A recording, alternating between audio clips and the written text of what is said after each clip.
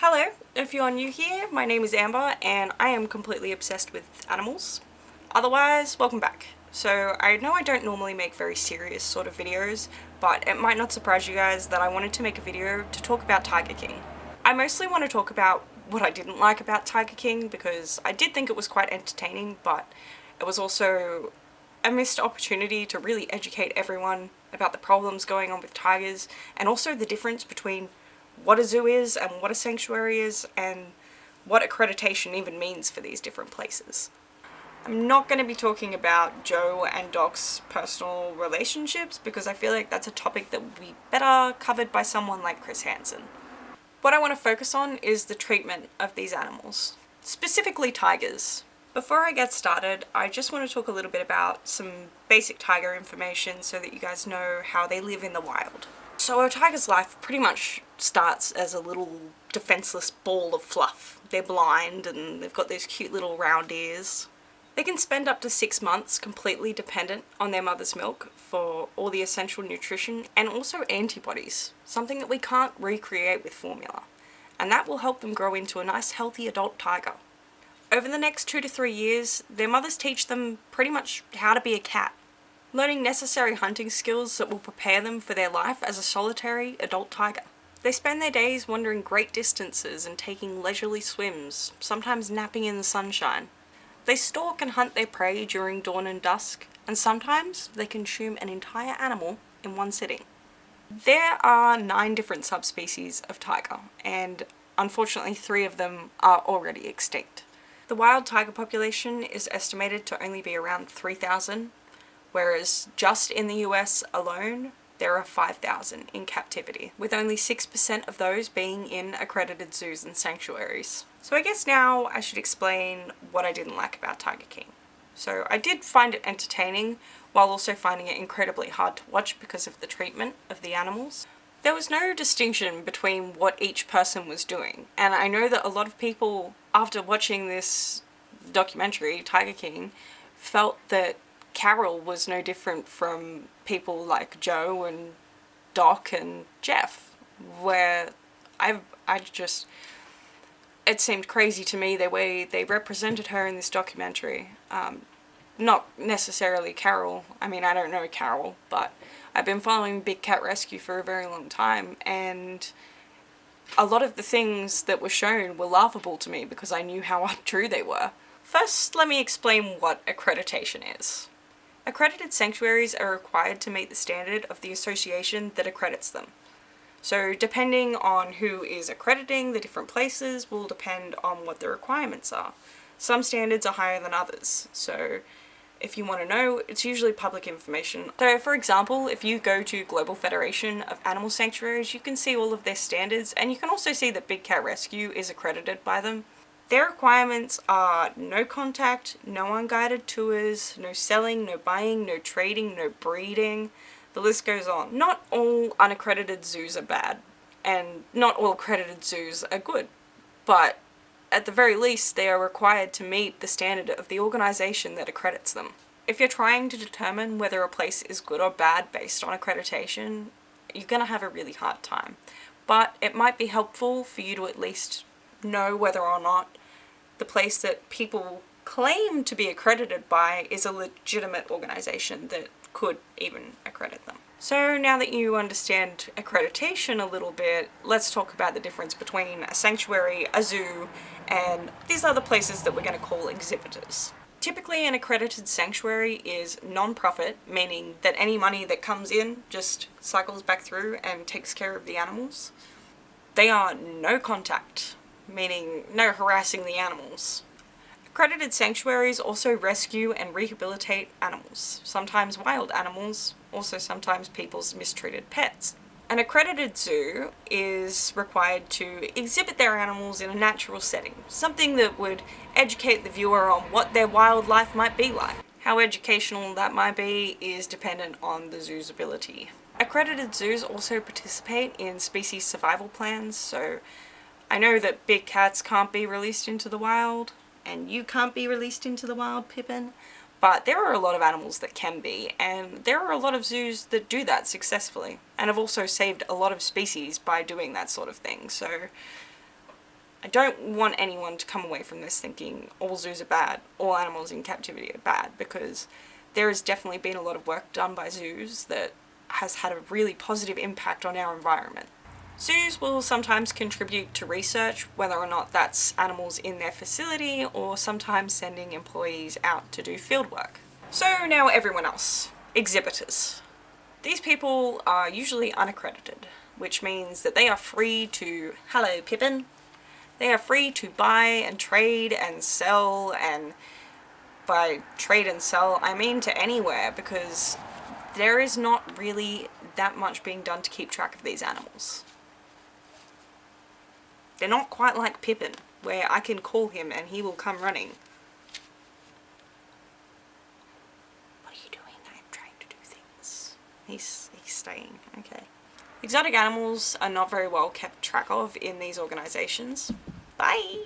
Another thing that they participate in is contact exotic animal encounters. Exotic animal encounters are not only stressful for the animals, but also quite dangerous for people. When a place is unaccredited, they aren't really required by anyone to do anything. So this allows them to breed for cub petting and other wild or exotic animal encounters. Unfortunately, a lot of the exotic animal encounters with the more dangerous animals that take place, they often tranquilize animals to keep them calm, which, if you have to tranquilize something to do an exotic animal encounter with it, to me it seems quite obvious that you shouldn't be doing an exotic animal encounter with it.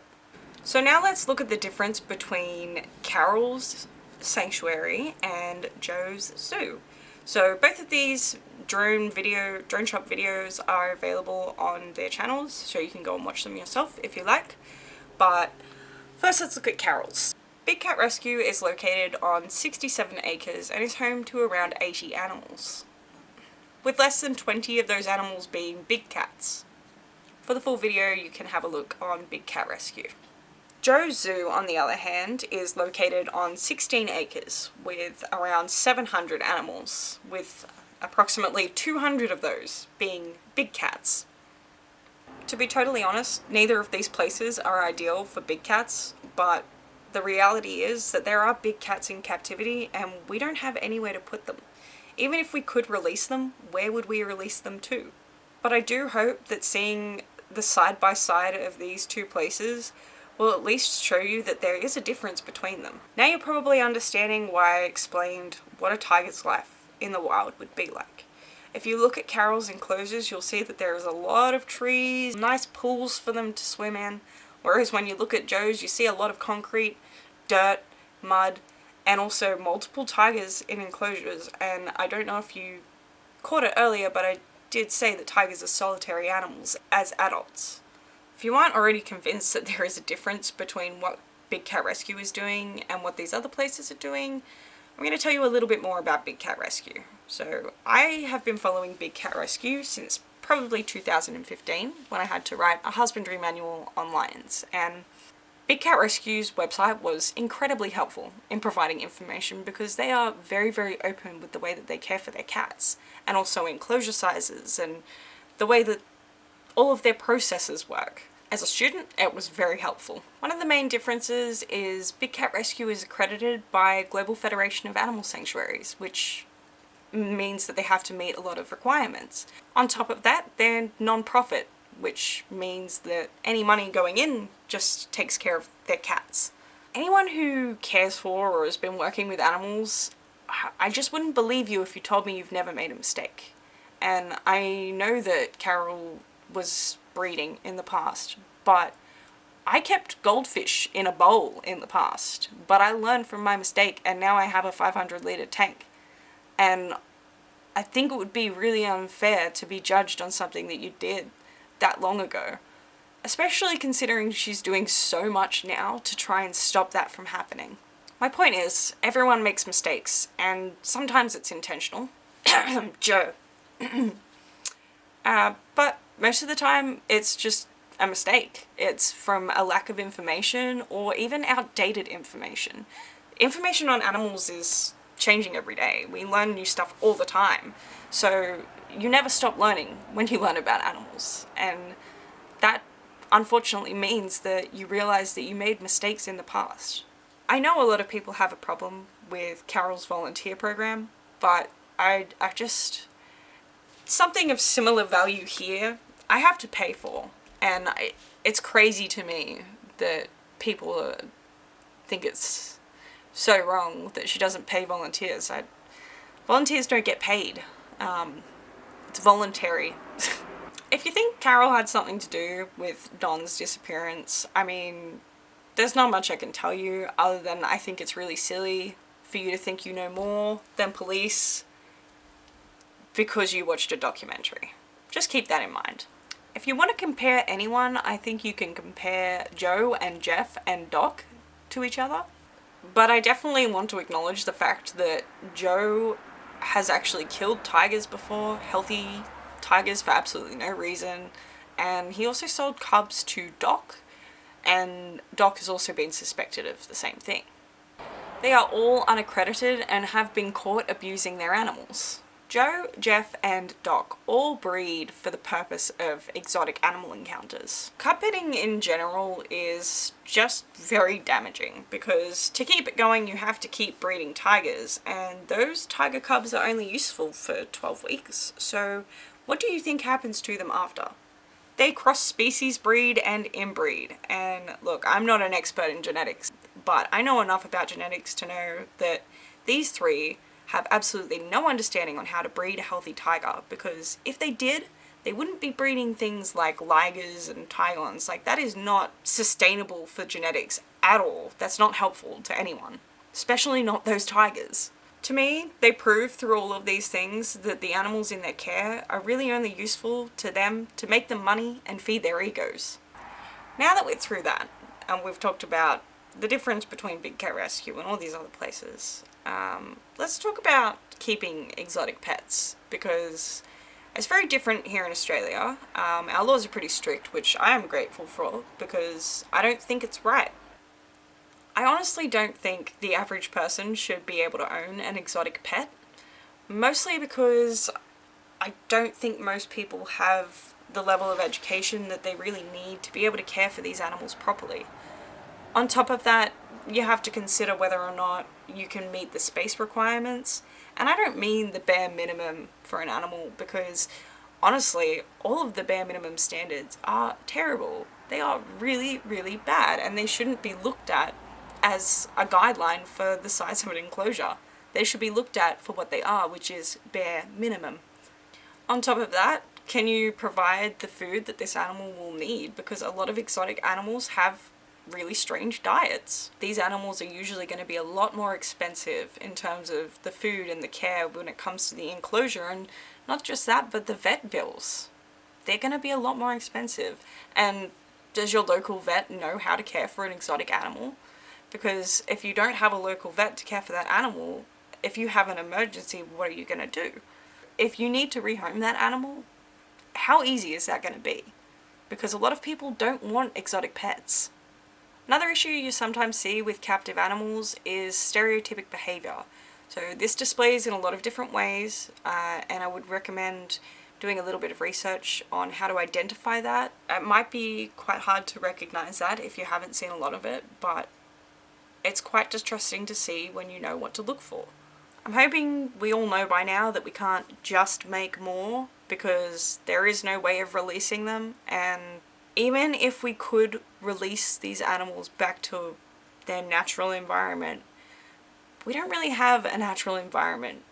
And that's one of the problems that wild tigers are facing, and why we even have a problem with tigers, and the whole reason that they need to be in captivity in the first place. So if you're really wanting to help them, you need to start looking into what damage is being done to their environment. So things like palm oil. Deforestation is hugely, hugely harmful to these animals, and not just tigers, but lots of animals. On top of that, you have poaching and illegal trade, so people like to eat exotic animals as well, and I think we all learned recently that we probably shouldn't be doing that. There is actually a lot that we can do as individuals to stop this from happening, and it doesn't require going out into the forest or giving some organisation a bunch of your money and just trusting that they'll do the right thing with it. You can start by not supporting these places. So don't pay for exotic animal encounters. It's not worth it. I have been and done a cub petting thing when I was really young, and I had no idea. And honestly, it's hugely regrettable. I don't ever look back at that moment fondly because I know more now, and it's hard to look back and think about all the things that I stupidly did as someone who just loved animals but didn't know any better. Even in the best case examples of cub petting, it's still not ideal, and it's still unnecessary. I mostly just hope that you understand that these animals are not house pets. You don't have to donate to captive animals. In fact, your money would be better spent on people who are trying to study our wild animals, and also people working in environmental conservation. Help them, and they will in turn be helping the animals that you want to see helped. If you also don't want these animals to be in captivity, then you can vote for the Big Cat Public Safety Act. I'm in Australia, so I can't vote, but if you are in the United States, then you can. Just search for Big Cat Public Safety Act and you should be able to find it quite easily. I am really curious to know what you guys think would make these zoos and sanctuaries good places. What would be ideal? Is it even possible, in your opinion, to keep animals in captivity in a humane way? And if you think it is, how? So if you like this kind of video, I think there is thousands and thousands of species suffering. I would be quite happy to give you guys a bit more information about all the different types of animals and how you can help them. But thanks for watching. If you stayed all the way to the end, thank you. That's really cool. I have a surprise for you. A little sneak peek. You ready? I'm in my pajama pants. I just thought that, you know, since you waited all this time, you should have some little extra information that no one else has. What do you think, Calypso? Did anyone know? Did anyone know that I was in pajamas? Oh, come here. Alright. Kitten and I are probably going to go and have a nap now. So I'll see you soon, and I hope you guys are staying safe and healthy. Bye!